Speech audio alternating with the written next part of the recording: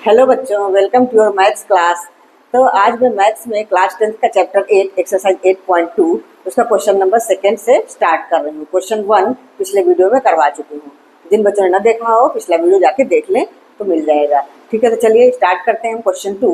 तो देखिए हमारा क्वेश्चन 2 ये है, choose the correct option and justify your answer. इस क्वेश्चन 2 के 4 पार्ट्स है, तो मैं सिर्फ पहला पार्ट लिखा हुआ है, 1 बाय 1 में सारे पार्ट्स करवाती हूँ। तो इसमें ये है और इसके 4 ऑप्शंस दिए हुए हैं, इसमें कौन सा करेक्ट है और हमें जस्टिफाई करना, मतलब हमें सॉल्व करके दिखाना है कि ये कैसे आया। तो चलिए पहले हम स्टार्ट करते हैं क्वेश्चन को सॉल्व करना। तो हमारा 2 tan 30 डिग्री, मैं इसको नीचे उतार नहीं रही हूँ, मैं यही से वैल्यू पुट करती हूँ। देखो इसमें वैल्यू ही पुट करनी है जो आपने टेबल में सीखी है वैल्यूज। तो tan 30 की वैल्यू क्या होती है 1/√3। तो बस अब इसको हम इसमें वैल्यू पुट करेंगे 2 into tan 30, that means 2 into 1/√3। और नीचे भी 1 प्लस tan स्क्वायर 30 डिग्री है तो 1/√3 का स्क्वायर। ठीक है, अब इसको आगे बढ़ाते हैं। तो 2 इंटू 1/√3 मीन्स 2 का 1 से मल्टीप्लाई 2 हुआ, 2/√3। और नीचे भी हम इसको सॉल्व कर लेते हैं। ये हो जाएगा 1 प्लस 1/√3 का होल स्क्वायर, मतलब 1 का स्क्वायर तो 1 ही होता है, √3 का हो गया 3। अब नेक्स्ट स्टेप में इसको आगे हम सॉल्व करते हैं।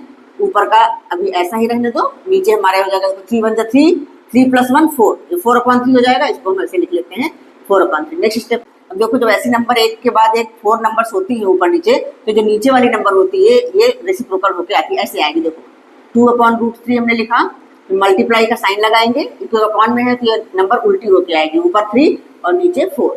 अब देखो 2 से कट रहा है, 2 1 जा 2, 2 2 जा 4, और √3 से हम 3 को डिवाइड कर सकते हैं। कैसे? √3 से 3 को डिवाइड करेंगे तो ये कट के उतना ही आएगा √3, क्योंकि √3 को 2 बार मल्टीप्लाई करने पर तो 3 आता है। तो हमारा ये आंसर आ गया √3/2। अब आप अपने ऑप्शंस देखिए, ऑप्शन में ऐसा तो कुछ नहीं है, लेकिन ये है sin 60, cos 60, tan 60, sin 30। तो देखिए कौन सी, मतलब √3/2 किसकी वैल्यू होती है? तो हम जानते हैं sin 60 की वैल्यू √3/2 होती है, sin 60 की वैल्यू √3/2 होती है, तो इसलिए हमारा ऑप्शन नंबर ए करेक्ट है। तो इसका आंसर ये हो जाएगा ए। ठीक है, करेक्ट समझ में आया? तो चलिए इसका सेकंड भाग कर लेते हैं। हम बच्चों के हमारा सेकंड पार्ट है, क्वेश्चन है 1 minus tan square 45 degree 1 plus upon 1 plus tan square 45 degree. इसके ऑप्शंस दिए हैं ए बी सी डी। तो चलिए हम पहले इसको सॉल्व करते हैं, तो अपने आप ही ऑप्शन आ जाएगा। तो 1 माइनस tan स्क्वायर 45 डिग्री, मतलब 1 माइनस tan 45 की वैल्यू क्या होती है? 1 होती है, सभी को पता है। तो 1 की स्क्वायर, स्क्वायर लिखा हुआ है, इसी तरह नीचे 1 प्लस 1 की स्क्वायर। नेक्स्ट स्टेप हमारा क्या होगा? 1 माइनस 1 की स्क्वायर तो 1 ही होता है, और नीचे 1 प्लस 1 2 हो गया, लेकिन ऊपर 1 माइनस 0 हुआ, तो 0/2 कितना होता है? 0 ही तो होगा। तो देखिए ऑप्शन में, ऑप्शन डी में हमारा 0 लिखा हुआ, तो हमारा ऑप्शन डी करेक्ट है। ठीक है, बहुत ही इजी क्वेश्चंस हैं, बस आपको वैल्यूज अच्छे से पता होनी चाहिए, टेबल को अच्छे से लर्न कर लीजिए, ये क्वेश्चंस बहुत ईजी है। तो चलिए इसका थर्ड पार्ट भी कर लेते हैं। थर्ड पार्ट में क्या बोला गया है?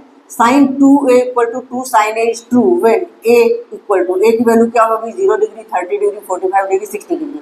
तो देखो ये बहुत ही इजी सवाल है, इसमें कुछ खास नहीं है।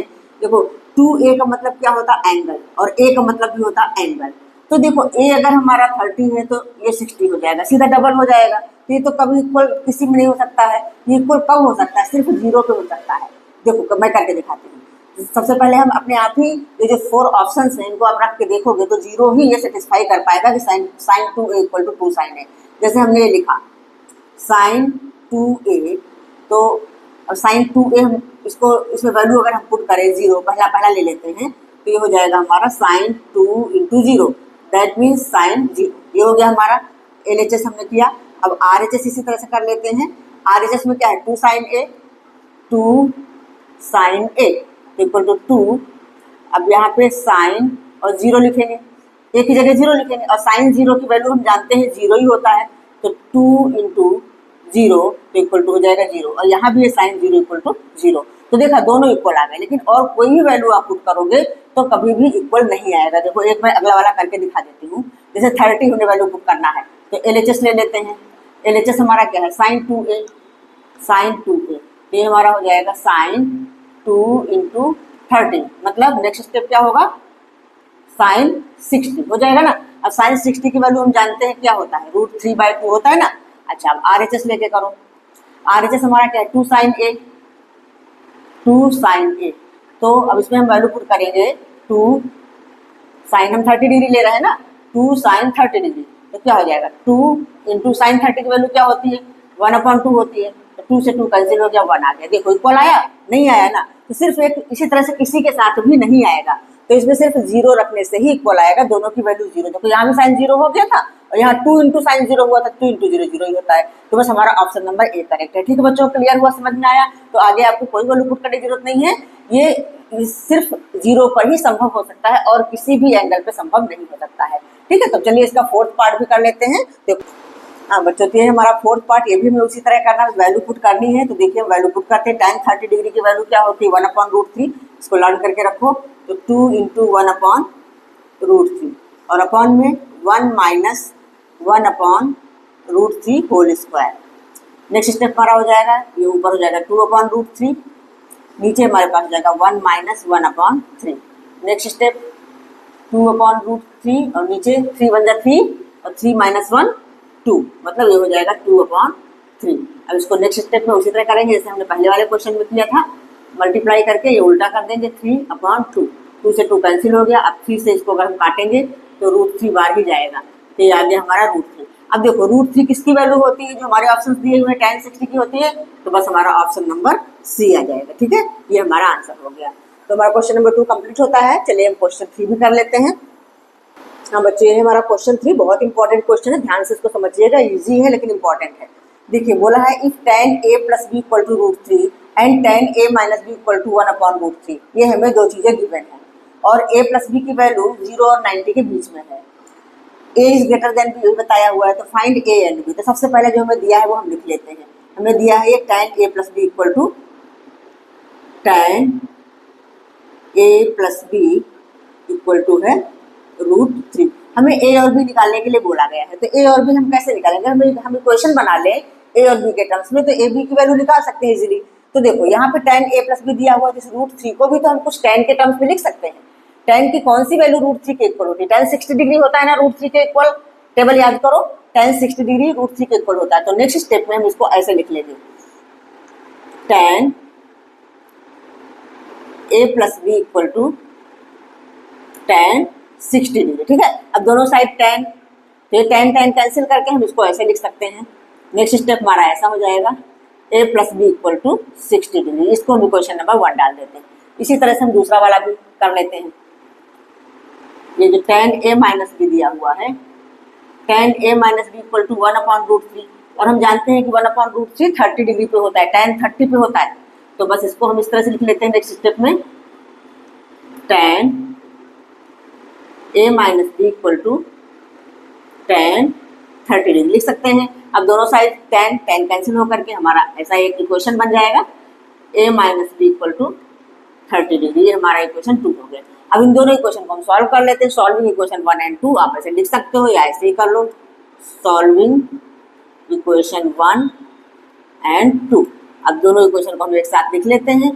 एलिमिनेशन मेथड से कर लेंगे।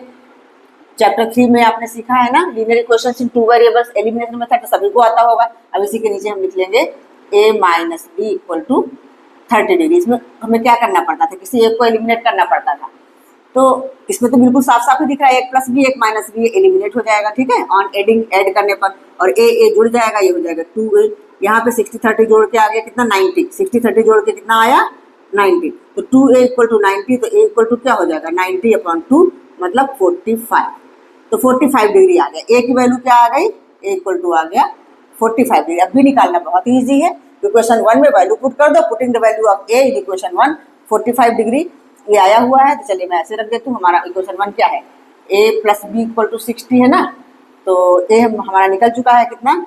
45 प्लस बी इक्वल टू 60, तो b इक्वल टू हो जाएगा 60 माइनस 45, तो b की वैल्यू क्या आ जाएगी?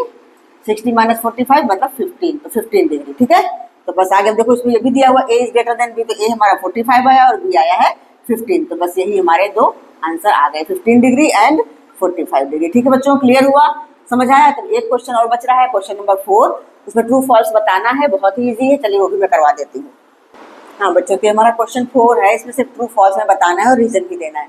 State whether the following are true और फॉल्स, जस्टिफाई योर आंसर। हमारा पहला है साइन a प्लस बी एक एंगल है equal to sine a plus sine b, मतलब a और b को अलग अलग कर देते हैं। ये फॉल्स है, कभी भी इक्वल नहीं हो सकता है, ये है फॉल्स। ठीक है, इसमें अगर आप वैल्यू पुट करके देखोगे तो जैसे 30 और 60 हमने रख लिया तो ये हो गया 90, साइन 90 की वैल्यू 1 होती है, यहाँ साइन 30 प्लस साइन 60 इनका हम देखेंगे तो 1/2 प्लस √3/2 ऐसा आ जाएगा।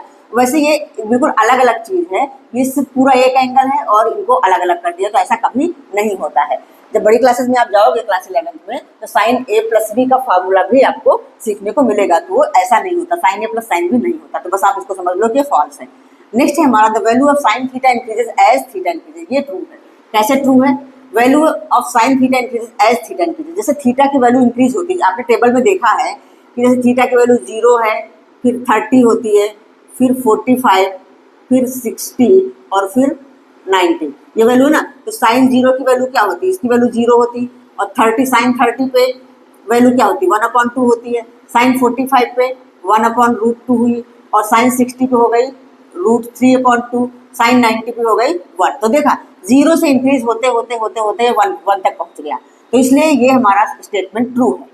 0 sine 0 0, sine 30 1/2, sine 45 1/√2, sine 60 √3/2, sine 90 1।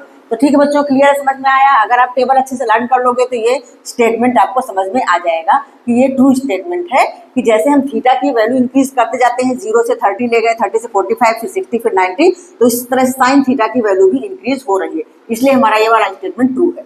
लेकिन अगला next statement value of cos theta increase as theta increase, ये गलत है। कॉस थीटा की वैल्यू डिक्रीज होती है, ये फॉल्स है ना। कॉस थीटा की वैल्यू ऐसी होती है ना, कॉस 0 1 होता है, ऐसा हो जाता है, और कॉस 30 ये वाली वैल्यू होती है √3/2, कॉस 30 पे होती है, फिर 45 तो दोनों का सेम होता है 1/√2, कॉस 60 की वैल्यू होती है 1/2, और कॉस 90 की वैल्यू होती है 0। तो यहाँ देखो ये डिक्रीज हो रहा है, इंक्रीज कहाँ हो रहा है, और हमारे स्टेटमेंट में बोला गया है value of cos theta increases as theta increases, तो ये हमारी फॉल्स है, ठीक है, ये स्टेटमेंट फॉल्स है, क्योंकि value of cos theta decreases as theta increases, जैसे थीटा इंक्रीज होता जाता है तो value of cos theta decrease होती है। टेबल अच्छे से लर्न करोगे, सारा टेबल के ऊपर ही ये क्वेश्चंस हैं। नेक्स्ट हमारा sine theta equal to cos theta for all values of theta, नहीं ये भी फॉल्स है स्टेटमेंट। इसका मतलब क्या है, sine theta equal to cos theta for all values of theta, सारी वैल्यूज ऑफ थीटा के लिए क्या इक्वल है? नहीं, सिर्फ 45 डिग्री पे, सिर्फ 45 डिग्री पे ही साइन थीटा और कॉस थीटा इक्वल होते हैं, दोनों में 1/√3 होता है, √2 होता है, और बाकी के सारे अलग अलग होते हैं ना, तो ये हमारा स्टेटमेंट फॉल्स है। तो बोला है कि for all values of theta. Next हमारा cot a is not defined for a equal to 0, हाँ ये ट्रू है। आप टेबल में देखोगे कॉट 0 की वैल्यू नॉट डिफाइंड आएगी। तो ठीक है बच्चों, समझ में आया, आई होप आप लोगों को समझ में आया होगा। तो हमारी एक्सरसाइज 8.2 कंप्लीट होती है आज। तो अब नेक्स्ट वीडियो में एक्सरसाइज 8.3 की ओर बढ़ेंगे।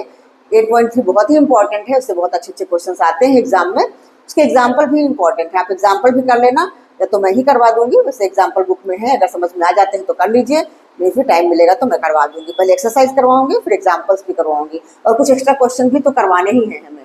तो 8.3 के बाद हमारा चैप्टर 8 कंप्लीट होगा, ठीक है। तो मिलते हैं नेक्स्ट वीडियो में, और अगर वीडियो आप लोगों को अच्छा लगा हो, समझ में आया हो, तो लाइक कर दीजिए, अपने फ्रेंड्स को शेयर करिए, वो भी इसका फायदा उठा सकते हैं, और अगर अब तक सब्सक्राइब ना किया हो तो सब्सक्राइब कर लीजिए। फिर मिलते हैं नेक्स्ट वीडियो में आगे की एक्सरसाइज के साथ, तब तक के लिए बाय बाय।